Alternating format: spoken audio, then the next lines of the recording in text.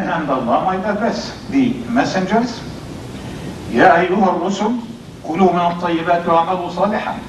You messengers of Allah, eat the good thing and do righteous deeds in order to be the example to follow by their people.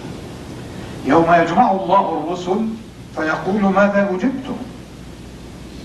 قالوا لا علم لنا إلا ما علمتنا. Allah would call all the messengers. There are about estimated 120,000 messengers along human history.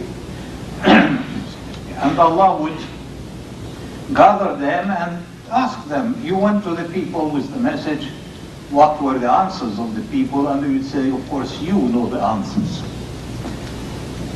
Allah might address an individual Rasul, an individual messenger.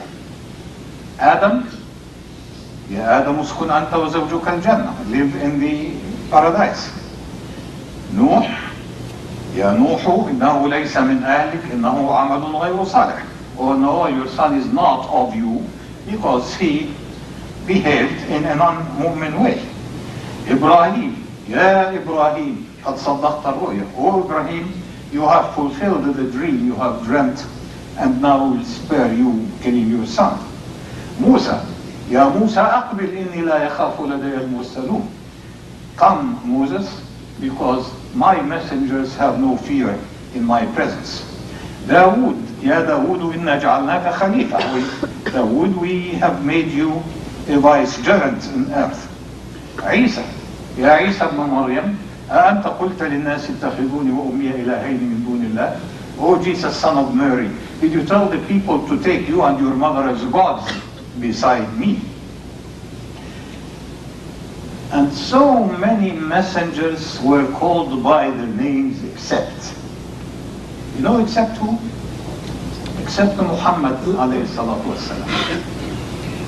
Sometimes you would say, Ya ayyuhan nabi, you prophet.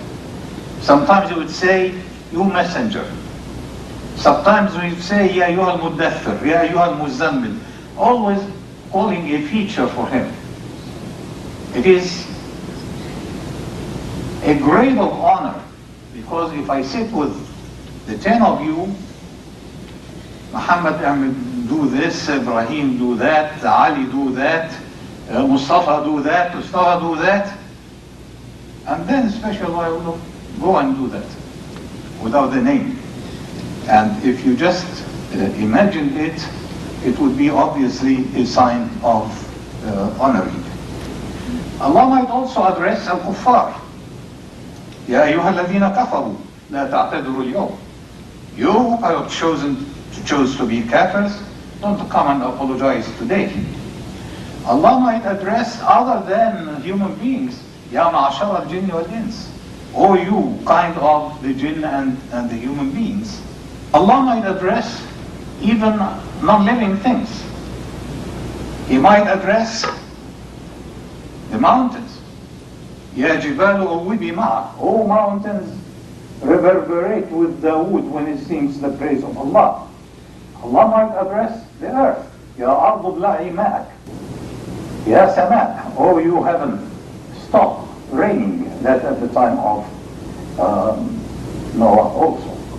And quite often, these are just single selections, but as you read through the Quran, you will find plenty of God addressing, Allah addressing His addressees. And quite often there will be a dialogue. Allah tells someone so and so, and there will be an answer so and so. Go to Pharaoh. Oh Allah, we are afraid to go to Pharaoh.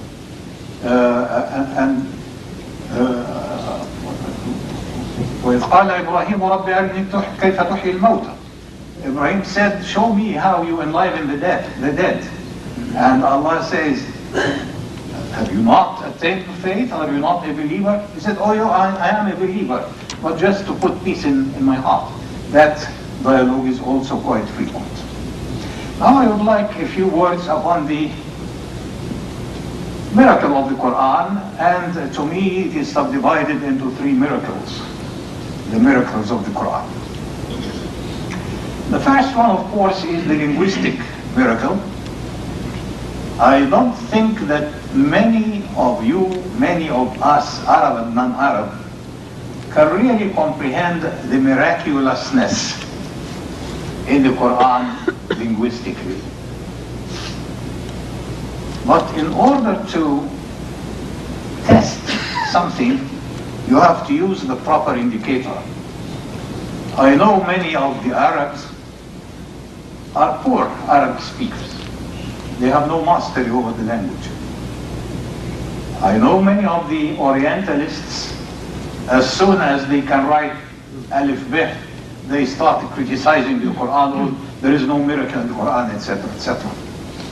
But you have to use the proper indicator. If you have a solution and you want to know whether it is acidic or alkaline, even if you are the greatest chemist on earth, and you put your finger in the solution, your finger will not change color. You are not the indicator. And therefore you have to use litmus paper. And in order to test the inimitability of the Quran and its linguistic miracle, you have to use the proper indicator. And when we hear that such a staunch personality as Umar ibn al-Khattab, who was a very top kafir at one time, and he wasn't a weak man, then the other miracle of the Quran is that people are the same. Ali is Ali, Khalid is Khalid, Abdullah is Abdullah. But when the Quran came, they became new people, very different people. And this is the miracle of changing people, changing people's hearts.